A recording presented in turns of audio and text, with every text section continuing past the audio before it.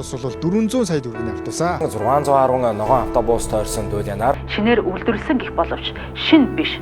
Хуурамчийн бараа хоцорсон стандартын дагуу бид шинэ автобус оруулж байна одоо. оруулж ирсэн автобус чинь ийм болохоор чинь зарим газараа 1 см-ээр хэмжиж боломжгүй. Капиталт зах тодорхой 70-80 сая юм тий. Хавцаатан эндээс орчиж. Монгол улсын засгийн газар газрыг уучлах гэж байна.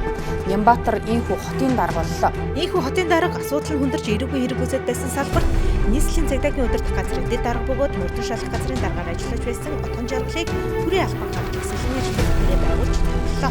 Энэ ногоон автобустай холбоотой асуудал нийслэлийн нийтийн тавирын газрын дарга отгон жаргалыг энэ эрэгт иргэний нэхэмжлэгчээр оролцуулаад иргэний нэхэмжлээ гаргаад явж байгаа. Тэр ногоон автобуснаас нэг ширхгийг ч нийслэл авахгүй гэдэг бичгээ хийгээд өгсөн тендерээ цуцалдсан.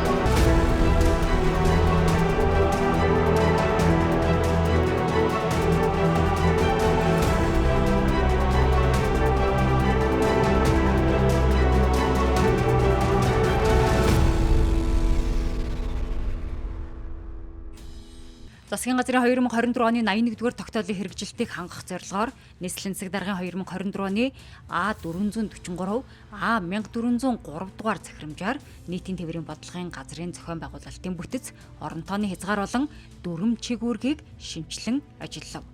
Олон улсын чанарын менежментийн тогтолцоо ISO 9001/2015 стандартыг нэвтрүүлэх ажлыг 2022 оноос эхлүүлэн энэхүү стандартыг нэвтрүүлэлтийн баталгаажуулалтын гэрчилгээг 2025 онд гардан авсан. Нийтийн тээврийг хөгжүүлэх урт дунд хугацааны төлөвлөгөөг боловсруулж 2024 оноос Дэлхийн банкны Улаанбаатар хотын тогтвортой автозам тээвэр төсөл хэрэгжүүлэгч нэгжтэй хамтран ажиллаж байна. Нийтийн тээврийн шаталсан бүтэц буюу олон төрөлт нийтийн тээврийн үйлчилгээ метро, LRT, BRT, дүүжин тээврийн төрлүүдийг нэвтрүүлэх, нийслэлээс хэрэгжүүлэх ажлын хэсэгт ажиллаж байна. Нийтийн тээврийн удирдлагын төвийг 2024 онд шинжилэн байгуулж, үйл ажиллагаа явуулж байна. Тус газрын ахмад насны бүх гишүүдийн хурлыг зохион байгуулж, дүрм нь батлагдан, удирдах зөвлөлийн гишүүд болон ахмадын хорооны гүйцэтгэх захирал сонгогдсон, улсын бүртгэлд бүртгэгдэн, хуулийн этгээдийн гэрчилгээтэйгээр үйл ажиллагааг эхлүүллээ.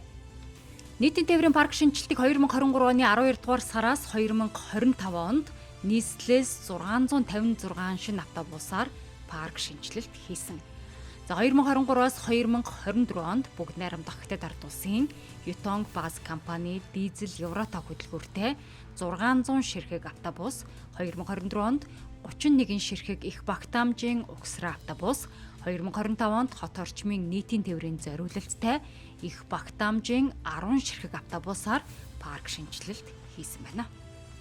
Улаанбаатар хотын нийтийн тээврийн төлбөрийн менежментийг сайжруулах системийн шинжилэл хийх, төлбөрийн менежментийг сайжруулах ажлын хүрээнд нийслэлийн засаг даргын тамгын газар ICT Group компани хооронд 2024 онд байгуулсан нийтийн тээврийн төлбөрийн менежментийн систем хэрэгжүүлэх ажлын гэрээний дагуу нийлүүлэгдсэн систем тоног төхөөрөмжийг хүлээн авах үүрэг бүхий ажлын хэсгийг хариуцсан ажиллаж байна. Төслийн хүрээнд нийтийн тээврийн үйлчилгээнд бүртгэл хяналтын шин систем нэвтэрч, мэдээллийг олон нийтүүлэн, удирдлагын багт бодит цагаар хянах, цугларсан датаг боловсруулж, дашборд, дэлгэрэнгүй байдлаар харах боломж хүртсэн.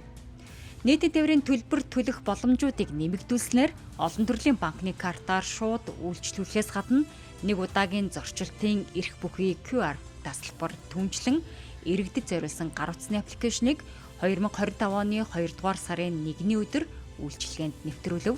Өнөөдрийн байдлаар 268,185 хэрэглэгч UB Card application татан ашиглаж байна.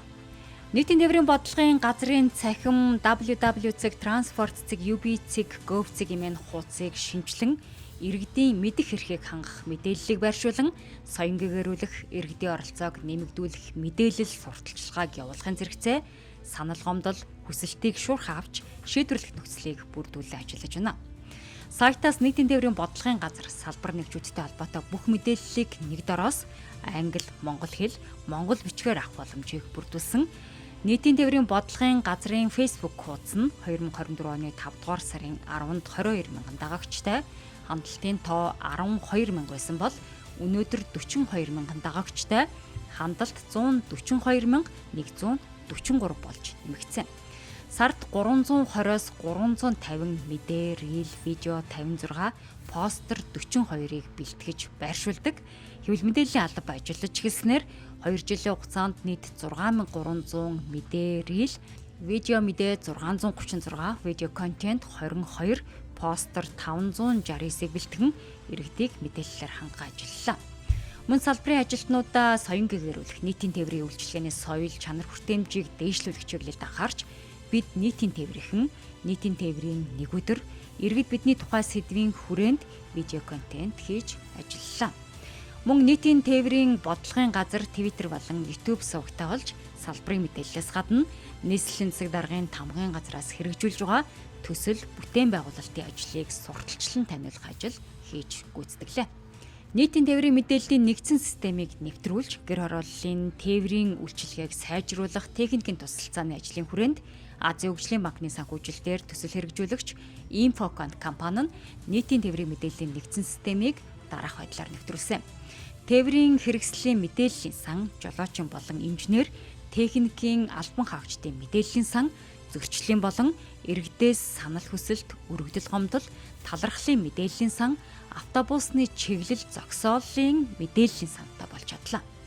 Тус газарт 2023 онд талархал 63, санал 365, гомдол 689 ирж байсан бол 2024 онд талархал 101, санал 426, гомдол 766, 2025 онд талархал 157, санал 233, гомдол 462 тус ирсэн үзүүлэлттэй байгаа нь талархлын тоо тогтмол өсөж, санал гомдлын тоо буурч байгааг харуулж байна.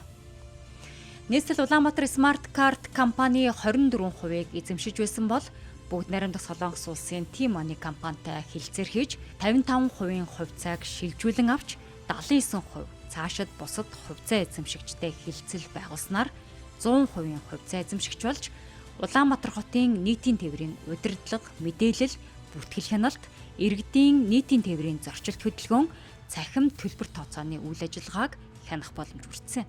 Нийслэл Улаанбаатар хотын хэмжээнд нийтийн тээврийн үйлчилгээ эрхлэгч 18 аж ахуй нэгж байгууллага, 137 чиглэлд ажлын өдөр 1172, амралтын өдөр 993 тээврийн хэрэгслийн гаралттай 1282 автобусны зогсоолыг дарь өнгөрч өдөрт 450-аас 500 мянган зорчигчдод үйлчилгээ үзүүлж байна. Зорчигчийн хүлээгдэлийн хугацааг багасгах зорилгоор нийтийн тээврийн чиглэлүүдийг өөрчлөлт оруулж, богино эргэлтийн шин чиглэлүүдийг нээж хүлээлгийн хугацаа 8.1 минут болж буруу. Нийтийн тээврийн үйлчилгээний чиглэлийн замнал цагийн хуваарийг боловсронгуй болгож 2024-өөс 2025 онд 39 чиглэлийн замналд өөрчлөлт оруулан 87 чиглэлийг шинээр нээж 6 чиглэлийг хаасан байна. Нийтийн тээврийн хүртээмж үйлчилгээг сайжруулах, явган зорчигчдын аюулгүй байдлыг хангах зорилгоор 36 дулаан, 2 битүү, 28 задгаа шинэ автобусны зогсоолыг ашиглалтанд оруулсан. Data Devs компанитай хамтран 50 зогсоолын мэдээллийн самбарыг автоматжуулалтын програм хангамжийн хүрээнд боловсруулагдсан, газар зүйн зураглалд суурилсан чиглэлийн мэдээллийг шинжиллээ. 2025 оны 11-р сард Багтаан сарвчтай 500 зогсоолын мэдээллийн самбарыг шинжилэн дуусгах нь зорчигч урсгал хамгийн шигүү нэгтэршил ихтэй 100 зогсоол төр зогсоолын мэдээлэл харуулах цахим LED дэлгэцийг байршуулад байна. Нийтийн тээврийн киоск машиныг нэг цагийн үйлчилгээний төвүүд болон нийслэлийн хэмжээнд өргөн тархсан сүлжээ дэлгүүрүүдийг хамарсан нийт 100 байршууллаа. Нийтийн тээврийн 600 автобус үнэгүй Wi-Fi-тай болсон. Хот орчмын чиглэлд тасалбар урьдчилан захиалах үйлчилгээг нэвтрүүлж хот орчмын нийтийн тээврт иргэдийн дайвар ачааг тээвэрлэж эхэллээ. Нийтийн тээврийн автобусанд 12-оос 16 төрлийн камер, бүртгэл хяналтын тоног төхөөрөмжийг нийт 1321 автобусанд суйрлуулан хяналт тавин ажиллаж байна. Автобусны буудлын зогсоолын талбайд хоригдсон цагаар зогссон 21177 автомашины зөрчлийг фото зургаар баримтжуулан e-police аппликейшнаар замын хөдөлгөөний удирдлагын төв рүү шилжүүлж 13469 зөрчил баталгаажин нийт 269 сая 380 мянган төгрөгийн торгуул оногдуулсан байна. Тус газрын авто тээврийн хяналтын улсын байцаагчдаас 2023 оны 10 дугаар сараас өнөөдрийн байдлаар хуулиар харьяалуулсан зөрчилд 451 хуулийн этгээдийг 154 сая 25 мянган төгрөгөөр 1790 иргэнийг 67 сая 525 мянган төгрөгөөр буюу нийт 221 сая 550 мянган төгрөгийн торгох шийтгэл оногдуулсан байна. Улсын хурлын хяналт шалгалтын тухай хуульд заасны дагуу зохион байгуулагдсан ногоон автобус тодтголтой нээлттэй сонсголыг зохион байгуулах ажлын хэсэгт шаардлагатай бүхий л мэдээллийг гаргах өгч тухайн сонсголд оролцсон тайлбар мэдүүлэг өглөө. Ногоон автобус гэх тодтголтой хэргийн иргэний нэхэмжлэгчийн хууль ёсны төлөөлөгчөөр оролцлоо. Эрүүгийн эргийг Баянзүрх Сүхбаатар Чингэлтэй дүүргийн эрүүгийн эргийн анхан шатны тойргийн шүүхэд энэ оны 2 дугаар сарын 24-нээс эхэлж нийт 25 өдөр үргэлжилсэн гин буруугийн болон ял оногдуулах хуралдаанд нэхэмжлэгчээр оролцлоо.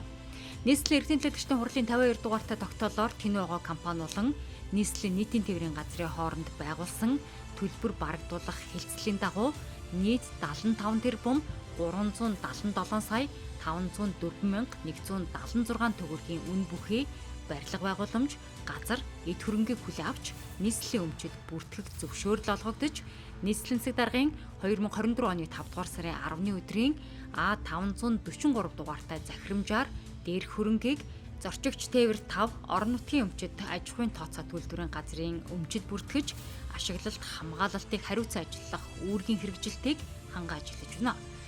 Нийслэлийн засаг даргын санаачилгаар жолооч нарын нийгмийн асуудлыг шийдвэрлэх тогтвор сууршилтай ажиллуулах зорилгоор жолоочийн цалинг 3.5 сая болгон нэмэгдүүлсэн.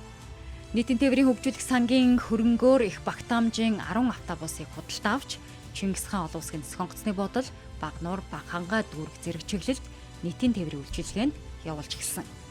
Нийтийн тээврийн цахим системд цагдаа дотоодын цэргийн үнэмлэхийг холбон гүйцэтгэлийг бодиттой тооцож, цагдаа цэргийн нөхөн олгорыг 950 сая төгрөгөөр хэмнэлээ.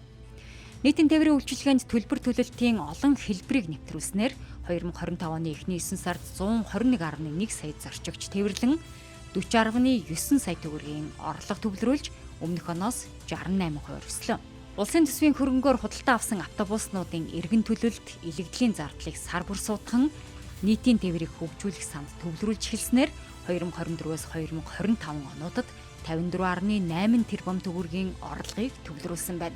Нийтийн тээврийн үйлчилгээ эрхлэгч аж ахуй нэгж байгууллагуудын зардлын санхүүжилтийг үр дүнд суурилсан үнэлгээ буюу KPI тогтолцоонд шилжүүлэх ажлыг эхлүүллээ. Гэрээгээ киоск компанитай хамтран шинжилсэн програм хангамжийг 2025 оноос хэрэглээнд нэвтрүүлж EC төр замын хуудсыг цахимаар олгох үйлчилгээг эхлүүлж эргэн хуулийн этгээд 20 минутад 3 үйлчилгээг авах боломжийг бүрдүүлсэн. Тээврийн удирдлагын төвийн системд аюултай ачаа болон тусгай ачаа тээврийн зохицуулалтын хяналтын нэгдсэн системийг шинээр хөгжүүлэх ажлыг эхлүүлсэн. Нийтийн тээврийн бодлогын газар 2024 оны 7 дугаар сард Хаанвал дүүргийн нийслэлийн нутгийн захиргааны байгууллагуудын цогцлбор Б байрны 4 давхарт шилжин байршиж, нийслэлийн удирдлагаас техник тоног төхөөрөмж, ширээ сандал, компьютерийг шийдвэрлэж өгсөний зэрэгцээ тухайн байранд архивын нэгжийн өрөө, тээврийн удирдлагын төв, иргэдээс санал гомдол хүлээн авах өрөө, мэдүүлэг авах, уулзалтын өрөө, ахмадын хорооны өрөө, албаны цай, амралтын өрөөг иж бүрнээр тохижуулан өдөр тутмын хэв үйл ажиллагаанд оролцсон байна.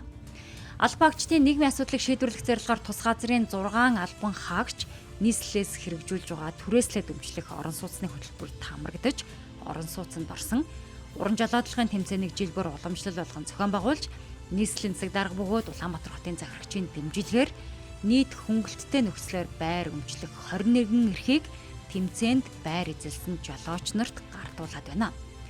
Байгууллагын болон нийслэлийн тээврийн салбарын аврах шалгаруулах спорт тэмцээнийг 2024-2025 онд зохион байгуулан 22 байгууллагын 857 тамирчин оролцсон байна.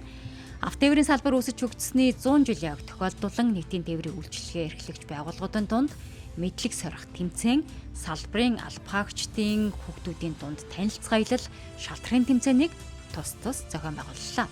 Монгол улсад автотээврийн салбар үүсэж хөгжсөний 100 жилийн хүрээнд нийтийн тээврийн салбарт үйлчилж байсан автобус, такси, ачаа тээврийн нийт 130 гаруй моделийг цуглуулж QR-жуулан олонний бүтээл болгосон. Түүнчлэн нийтийн тээврийн түүхийг харуулсан түүхэн зурагт самбар бүтээж архивын ховор нандин зургаар баяжууллаа. Нийтийн тээврийн бодлогын газар 2023 оноос өмнө байгууллагын гүйцэтгэлийн төлөвлөгөөний биелэлтийг ажил сайжруулах тодтголтой хангалтгүй үйл ажиллагаа дүгнүүлж байсан бол 2024 онд хангалттай 2025 оны хагасчлалын гүйцэтгэлийн төлөвлөгөөний биелэлтээр анхудаа бүрэн хангалттай гэж дүгнэллээ.